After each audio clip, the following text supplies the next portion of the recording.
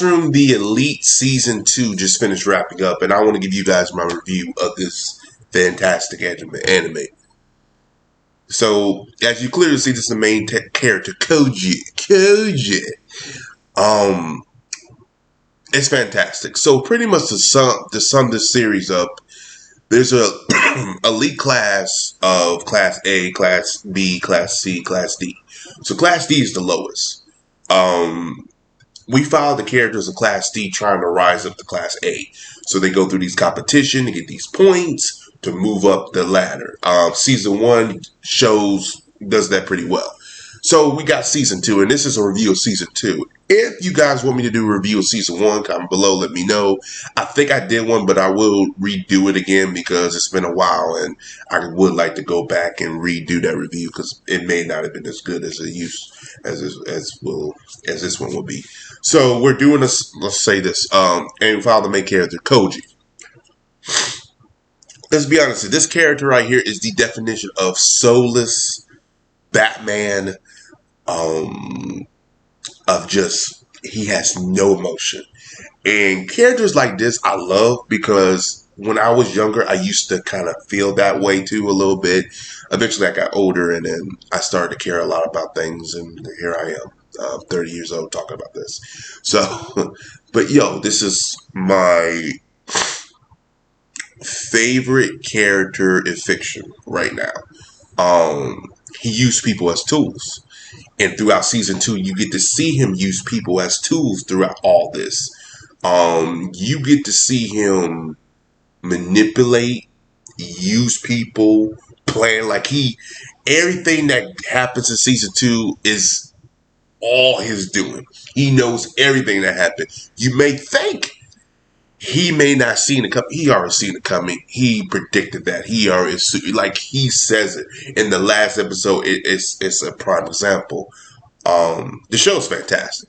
It's fucking fantastic. If you're looking for that psychological type of character who's very manipulative, who's very 5 steps ahead of everybody, that's this character, and it's fantastic. I love it. The season as a whole make you want to watch more. And people are like, I watched this and this is not for me. You're not an anime fan. You haven't seen Season 1. And I totally understand that. As for a series as a whole, some have gave it 8 out of 10, 9 out of 10. I'm in that camp of an 8 out of 10. Is it like an 8.7? I wouldn't go that far. I would say like an 8.5 or 8.0. But it's still an 8 out of 10. For anime-wise, yes. For character-wise, yes. For story-wise, yes. And it's like, I look for character story, and it's really shows a lot more progression in its story and character, and I love it. But God, Lord, this character here is just fantastic. He uses characters and tools, and he all does it to get to, he does it because his goal is trying to get one of the other characters to Class A. But eventually he has conflict, like, I don't care about that no more. And you see it, but he's still manipulating and planning and scheming. Then there's another conflict with another character that's trying to get him expelled. And he's like, he ain't having that shit. And it's just like, it's conflict, and it's perfect. In Season 1, you get to see that a little bit, and you get to have a taste of that in Season 1, but it's not as much as Season 2. And you can really tell that in Season 1, it's all about them working together. But also in Season 1, they're filling each other out. They're trying to figure out, okay, who's the snitch? Who's the person who's ratting us out? Why are we losing points? And then that's what Season 2 is addressing, all those issues in Season 1. And I think they handled it fantastically. There's a light novel to this too, which I'm not going to read anyway, but I've heard it goes in more depth with that type of stuff. But there's also a manga for it too, which I will read. And I read that, and it goes in depth as well too. The thing about it too, which I like about this anime and manga anime, you can't read so far ahead because there's not material made for it yet. So they done wrapped it up to the point where even the manga they made for it has to catch up to the light novel.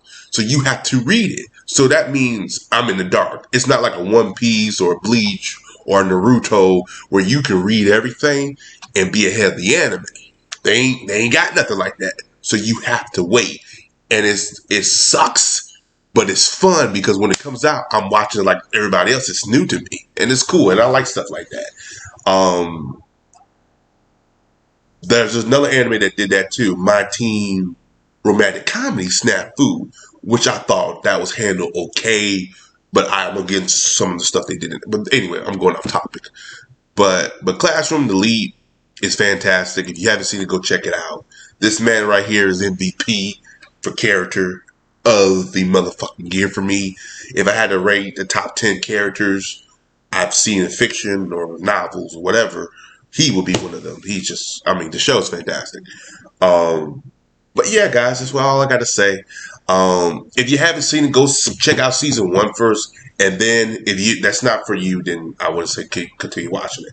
But season 2 was fantastic. But as always, guys, like, subscribe, peace, have a Johnson day, and that is my review of Classroom of the Elite season